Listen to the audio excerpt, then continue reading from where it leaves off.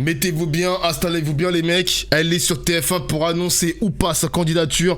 Oui, Marine Le Pen a été condamnée, mais elle est éligible les mecs. Mais elle est éligible, donc elle peut annoncer sa candidature avec, comment dire ça, avec une envie de participer à la présidentielle avec le bracelet électronique quoi.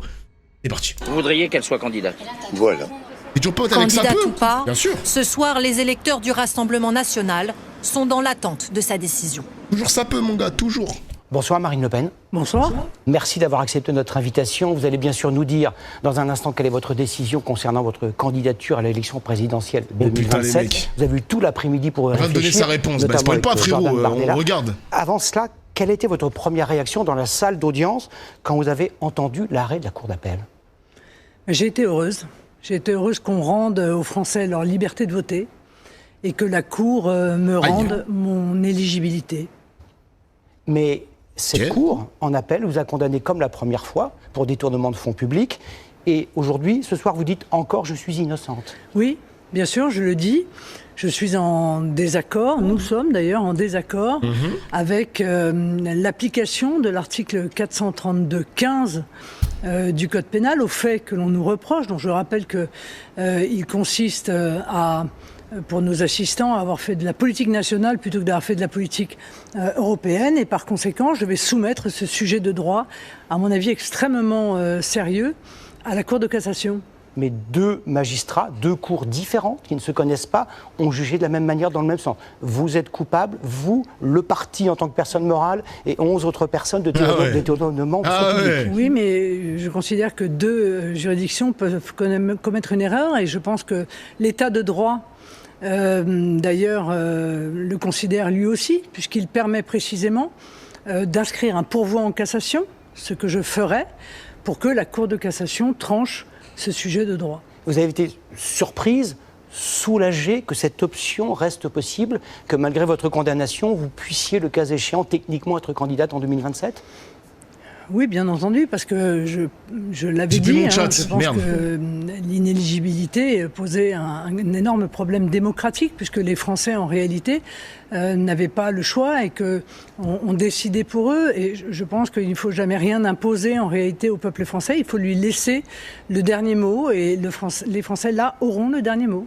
Vous dites que vous allez vous pourvoir en cassation. De nombreux juristes, même si les avis sont partagés, estiment que si vous vous pourvoyez en cassation, eh bien, vous serez à nouveau, dans le temps qui vous sépare de cette décision de la Cour de cassation, condamné à ce à quoi vous avez été condamné en première instance. Non, ils se trompent. Ils se trompent, mais ils sont majoritaires aujourd'hui. Eh bien, ils se trompent majoritairement. Donc, comme les juges qui vous ont condamné à deux reprises. Peut-être que vous n'avez pas les bons interlocuteurs, mais en l'occurrence, elle est sûre d'elle quand même. L'arrêt de la Cour d'appel fait disparaître le jugement de première instance. Est-ce que vous avez pesé le pour et le contre? Est-ce que vous avez hésité avant de vous pourvoir en cassation? Non, je n'ai pas hésité. À partir du moment où ma peine d'inéligibilité est purgée, alors je veux aller au bout, comme tout justiciable d'ailleurs, a le droit de le faire, au bout des voies de recours qui me sont offertes pour pouvoir défendre précisément mon innocence dans ce dossier. Même question, avez-vous pesé le pour et le contre avant de vous décider si oui ou non vous alliez être candidate à l'élection présidentielle en 2027? Est-ce que vous y avez beaucoup réfléchi cet après-midi? Vous avez eu toute l'après-midi pour y réfléchir? Non, ma conviction a été très rapidement faite puisque j'avais indiqué, vous le savez, que je ne ferai pas campagne sous bracelet électronique. Mais comme j'ai la possibilité de faire un pourvoi en cassation, ce qui n'était pas obligatoirement le cas des autres hypothèses, et que le pourvoi en cassation suspend les effets de l'arrêt, je ferai donc campagne sans bracelet électronique. Vous en êtes certaine? Vous êtes certaine que la Cour de cassation vous autorisera à faire cela et qu'un juge d'application des peines ne dira pas que vous devez, malgré tout, porter pendant plusieurs semaines ou plusieurs mois un bracelet? Le pourvoi en cassation suspend les peines qui ont été prononcées par la Cour. Et donc vous êtes ce soir, vous dites que vous êtes candidate à l'élection présidentielle. Donc ce soir, je suis candidate à l'élection présidentielle.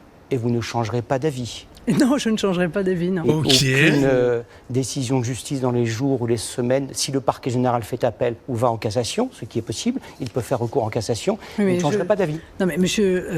Après, Gilles Boulot, elle est avocate, Marine Le Pen, hein. Elle connaît les juridictions et tout. Genre, là, le journaliste, il parle comme si Marine Le Pen ne connaît pas son métier, genre doucement. Je fais moi-même un pourvoi en cassation, donc si le parquet souhaite faire un pourvoi en cassation, il peut le faire. Il force, mais là. la Cour sera saisie en réalité du même pourvoi et il viendra exprimer, la Cour doit pouvoir exprimer son avis sur l'application de ce texte au fait de la cause. Et moi, je tiens que nous sommes innocents de cette infraction de détournement de fonds publics pour lesquels nous avons été condamnés. Donc vous êtes convaincu, certain, il n'y a aucun doute dans votre esprit, vous ferez campagne sans jamais porter un seul jour le bracelet électronique. J'ai aucun doute, non, j'ai aucun doute. Et donc nous allons très rapidement, Jordan Bardella et moi-même, démarrer cette campagne présidentielle. Vous savez que nous avons offert aux Français un binôme que je crois complémentaire, équilibré, cohérent, solide.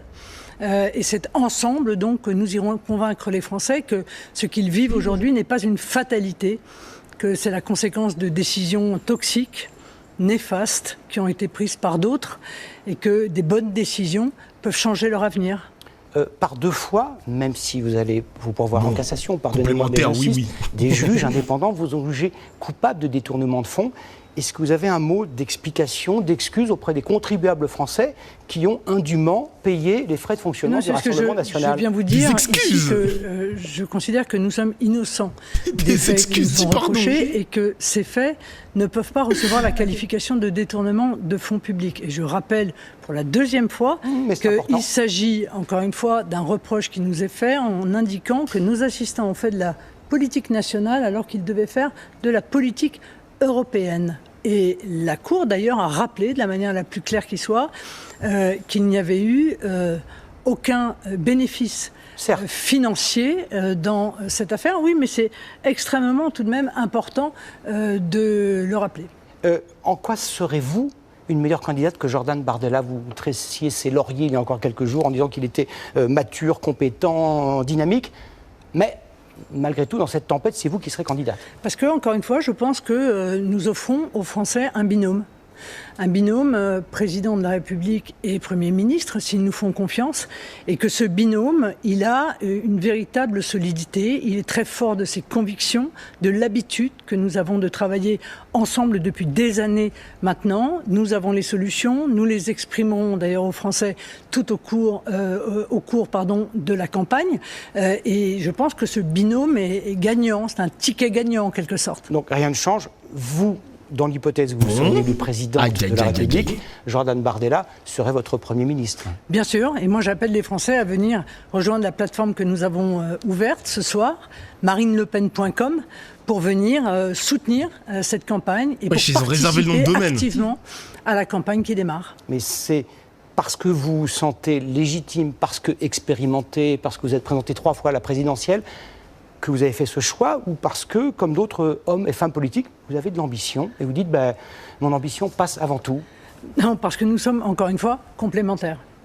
Nous nous sommes préparés, moi, à ce rôle éminent de président de la République, dont les Français détiennent la clé, et Jordan au rôle non moins éminent de Premier ministre, qui nécessite beaucoup de volonté et beaucoup d'énergie. Et je pense que ce couple politique que nous formons peut vraiment changer les choses. Il peut représenter un véritable souffle, un nouveau souffle pour notre pays et voilà, changer la vie quotidienne. On dirait le père et le fils et sa mère. Que vous a-t-il dit Jordan Bardella quand vous lui avez annoncé votre décision cet après-midi? Je serai candidate en 2027. Ah, Bardella, il a dit quoi? Il a une grande amitié pour vous. Il a exprimé il y a quelques jours l'amitié, le respect.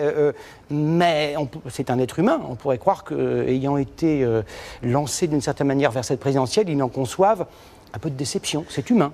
Non, il ne l'a pas exprimé. Je pense que vous avez trop l'habitude de la classe politique classique et que vous essayez de faire porter sur nous ses défauts. Nous, Jordan Bardella et moi-même, nous nous battons pour la France, nous nous battons pour les Français. Cette cause, clairement, nous dépasse. Les questions sont et donc, pas ouf. Nos ambitions personnelles ne rentrent absolument pas en ligne de compte. Ah, les questions sont nulles, genre. Et les thématiques de campagne, à la lumière de ce qui vous est arrivé, de vos heures judiciaires, n'ont pas changé, ce seront les mêmes. C'est quoi? C'est la probité, le fait de parler à tous les Français? Mais enfin, encore une fois, partout où l'on regarde, les choses sont effondrées. Vous voyez, le pays, c'est un peu le syndrome Gulliver. C'est-à-dire le pays est un géant qui est maintenu au sol par des millions de petits fils qui sont toutes les décisions nuisibles qui ont été prises par ceux qui ont été au pouvoir depuis une trentaine d'années. Donc Jordan Bardella et moi-même, on va venir couper ces petits fils pour libérer le géant qu'est la France et lui permettre de retrouver sa place, mais aussi pour, encore une fois, changer la vie quotidienne des Français. On voit bien que ce soit l'école, que ce soit la santé, que ce soit la protection des enfants, que ce soit de manière générale l'insécurité, la désindustrialisation, il n'y a plus rien qui tourne rond dans notre pays. Mais je viens de le dire aux Français très tranquillement et très sereinement, non, ça n'est pas une fatalité. Oui, il y avait d'autres décisions à prendre. Oui, il y a encore d'autres décisions à prendre pour que les choses, à nouveau, Merci Moussa pour le sub. Question personnelle, vous ne craignez pas dans les meetings que vous allez tenir dans les mois, les semaines à venir, que les Français, même vos sympathisants, vous renvoient au visage ce qui vous est arrivé? C'est-à-dire les attendus des jugements qui sont très... Vous dites, vous êtes innocent, mais les attendus sont très sévères. Factuellement, les choses sont étayées. Le fait que l'argent des contribuables ait été utilisé à des fins qui n'étaient pas les bonnes fins. Vous ne craignez pas que des gens se manifestent de cette manière-là? Ça, j'aime bien. C'est les Français qui auront le dernier mot. Donc vous jugeront à cette aune-là également. C'est un peuple majeur. C'est lui qui aura le dernier mot. Or, en fait, le problème, les amis, je fais pause, excusez-moi pour commenter un peu, mais peu importe que tu mets qui, les Français vont quand même voter pour le RN. Tu mets un mec qui a 30 ans, qui a aucune expérience, ça va quand même voter Bardella. Tu mets une condamnée, ça va quand même voter pour Marine Le Pen. Peu importe, les Français, il y a une partie des Français qui sont quand même décidés à voter Le Pen, hein, malgré son casier judiciaire. Vous noterez tout de même que, et je ça va pas écorner son image. Vraiment du fond du cœur, ils ont continué à exprimer à notre égard une confiance. Et cette confiance, elle est pour nous un moteur, que ce soit pour moi ou que ce soit pour Jordan. Le parti qui vous a précédé, dont vous étiez membre, le Front National, son slogan c'était « main propre et tête haute ». Vous avez les mains propres aujourd'hui. Oui, je viens de dire que j'ai les mains propres et encore une fois, je ferai un pourvoi en cassation pour le démontrer.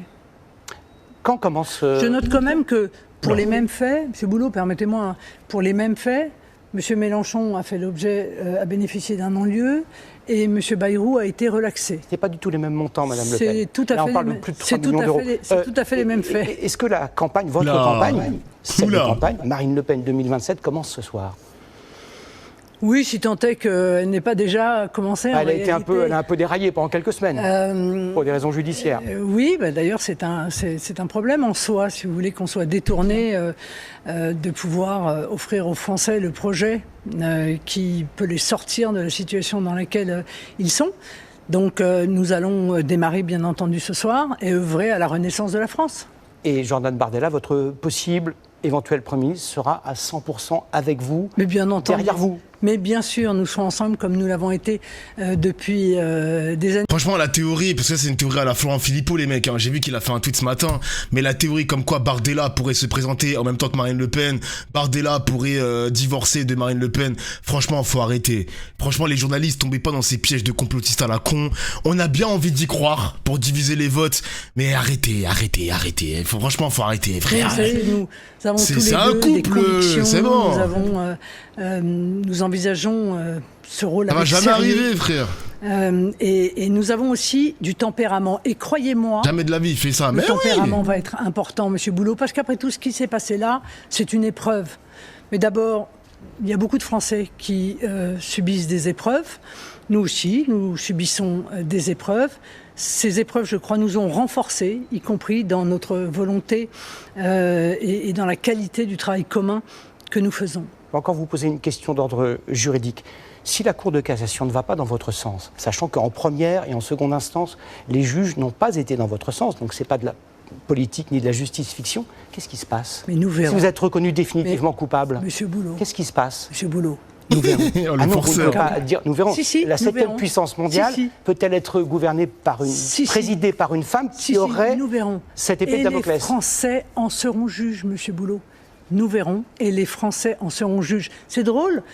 Mais ça me fume quand même, parce qu'elle se cache derrière le fait que c'est les Français qui vont décider à la fin. Donc ça veut dire que potentiellement des Français vont élire une présidente, enfin une candidate à la présidence, alors qu'elle a un bracelet électronique. Tout à l'heure, j'ai écouté CNews, les amis, hein. J'ai écouté CNews.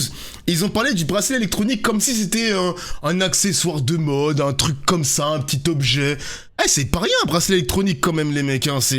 Ils ont parlé comme si c'est rien, c'est pas le scandale du siècle. Allez-y à la présidentielle, même avec votre bracelet électronique. S'il fait bip bip bip, on s'en bat les couilles. C'est n'importe quoi, les mecs, hein. Vraiment, c'est n'importe quoi. Même de considérer les Français comme incapables de prendre une décision. Les Français seront juges parce que, très bonne nouvelle ce soir, précisément, ils vont avoir la liberté de choisir, ce qui, jusqu'à aujourd'hui, n'était pas le cas. Alors, est-ce la méthode Coué de Marine Le Pen ou y a-t-il un scénario dans lequel, malgré tout, malgré vos dénégations, vous ne pourriez pas... Mélenchon, Madame Le Pen ment, je n'ai jamais été accusé de ces délits, une enquête préliminaire a été ouverte sur la base de la seule dénonciation d'une des amies intimes de la présidente du RN et avec son accord. Je la juge minable dans cette gesticulation pour se défausser, je ne me suis pas payé un majordome, ni un chauffeur, ni rien de ce pourquoi elle a été condamnée. Mélenchon, coup sous la ceinture. Coup sous la ceinture, monsieur Mélenchon, tiens. Pas vous présenter en 2027. Non, il n'y a plus de scénario où je ne pourrais pas me présenter en 2027. Sinon, Monsieur Boulot, je ne serai pas là ce soir pour vous dire que je suis candidate à l'élection présidentielle. Mais vous étiez venu il y a un peu plus d'un an, en mars 2025, en disant que vous alliez être blanchi en appel et vous ne l'avez pas été. Oui. Donc, tout le monde peut se tromper. Eh bien, tout le monde peut se tromper, mais espérons que la Cour de cassation ne se trompe pas. Merci Marine Le Pen d'avoir répondu à nos questions. La condamnation dont vous avez fait... Ah là là là là. En vrai les gars, franchement, il y a tellement de choses à dire. Il y a tellement de choses à dire les gars. Je suis... En fait, c'est pas que je suis dégoûté. Je vais vous dire la vérité. Alors, je suis pas là pour défendre Marine Le Pen, je suis pas là pour défendre le Rassemblement National, je vais pas faire semblant que cette affaire, vas-y, c'est une petite affaire comme ça. Non les gars, c'est une grosse affaire. Elle a été condamnée, le RN a été condamné. Je me rappelle l'année dernière, quand j'avais pris la parole en stream, j'avais dit, si la justice décide d'écarter Marine Le Pen, je prends, y a pas de problème. Bon, le chat était en mode, on prend aussi, mais il y avait une partie, et même de la France Insoumise, il faut battre le RN dans les urnes, et uniquement dans les urnes. Ça, je vais entendre l'argument, y a pas de problème, je vais entendre l'argument. Le truc, c'est qu'on parle d'argent public, on parle de fonds qui nous appartiennent, nous, Français, et à l'Union Européenne. Genre, excusez-moi, les amis, je veux pas pleurer sur Marine Le Pen, hein. Si la justice décide d'écarter Marine Le Pen de la présidentielle parce qu'elle a été une délinquante et on applique la loi, on la bat dans les urnes, ok, mais si le tribunal en a décidé autrement, ben, on prend aussi, les mecs, hein. On prend aussi, hein. Je pense que c'est plutôt une bonne décision des juges. L'argument selon lequel les juges sont contre nous tombe avec. Maintenant, ils vont se bouffer entre eux. Ça va voir les mecs, hein, c'est pas sûr. Hein. Merci Idir pour le sud, merci mon gars. Il y a le vrai fight, ça va être LFI contre RN. Voilà la bonne nouvelle. Bah les mecs, visiblement on se dirige vraiment sur un combat où... bah là c'est pas Bardella notre adversaire, c'est Marine Le Pen, notre véritable adversaire. On va pas s'affronter, on va pas se coltiner à un mec de 30 ans les mecs. Hein. Marine Le Pen c'est la personnalité qui est la figure du RN. On va la battre dans les urnes et puis bonne chance mon gars. Hein. Bonne chance, hein. Est-ce qu'il a dit ça parce que ça pourrait arriver à LFI? Bah non, justement. LFI n'a jamais été condamné pour détournement de fonds, les mecs, hein. N'a jamais été condamné pour ça, Mélenchon. Mais donc là, ça se défend de dire qu'il faut battre le RN dans les urnes et qu'il faut pas que le droit s'en mêle, alors que l'histoire de Sarko, il a eu le même coup de main médiatique, une place fraîche sur TF1 à s'expliquer, etc. Il est vrai. Il est vrai. Mais je pense que oui, Marine Le Pen doit être battue dans les urnes. Je le pense aussi. Avant, j'étais en mode, bon, si la justice s'invite dans l'élection présidentielle, vas-y, pourquoi pas. Mais je pense que le meilleur combat à mener, c'est dans les urnes. C'est le peuple français qui va décider. C'est pas un tribunal. Et puis voilà, quoi. Et puis voilà. Donc là, est-ce qu'on va vivre ce classico entre Mélenchon et Le Pen comme si c'était Goku Vegeta? Bah, je pense, les mecs, hein. Après... J'ai pas envie de surcoter Mélenchon, j'espère que Mélenchon sera au second tour, mais y a des candidats en embuscade. On a Édouard Philippe qui peut poser problème, on a Bruno Retailleau qui peut poser problème. Ça fait peur. Avoir la candidature de Monsieur Hollande, Mais j'avoue, les gars, bon après, Goku Vegeta, je ne sais pas qui incarne Vegeta entre Mélenchon et Marine Le Pen, mais je vous laisse décider le chat. Mais j'espère qu'on va se diriger vers ce plus grand classico, les mecs. Hein. Honnêtement, c'est peut-être le plus grand affrontement du 21e siècle de notre République. Marine Le Pen versus Mélenchon. Voilà, voilà. Salut Papsan, ça va ou quoi? Marine Le Pen, c'est Freezer. Freezer contre Vegeta, vous voulez... oula, Freezer contre Goku, vous voulez dire? Ah là là là là. Ah putain. Après, la justice a fait son travail, les gars. Hein. La justice a fait son travail. Si Marine Le Pen a détourné des fonds publics, elle doit être condamnée. Elle a été condamnée. Si le RN a utilisé de l'argent européen pour financer son parti, bon, ils ont répondu devant la justice. Ils ont été condamnés aussi en tant que personne morale. T'es condamné, les gars. Hein. Vous voulez que je vous dise quoi? Hein. Mélenchon va la chambrer H24 avec sa condamnation. Je pense pas que ça va être l'angle de la France insoumise. Je pense pas que Mélenchon va s'embourber vers des attaques personnelles sous la ceinture. Je pense pas qu'il va tomber dans ce piège-là, Mélenchon. Je pense pas. À voir. Ce sera un peu ridicule, je vais pas vous mentir, mais je pense pas que ce sera l'angle d'attaque de Mélenchon. Je pense pas.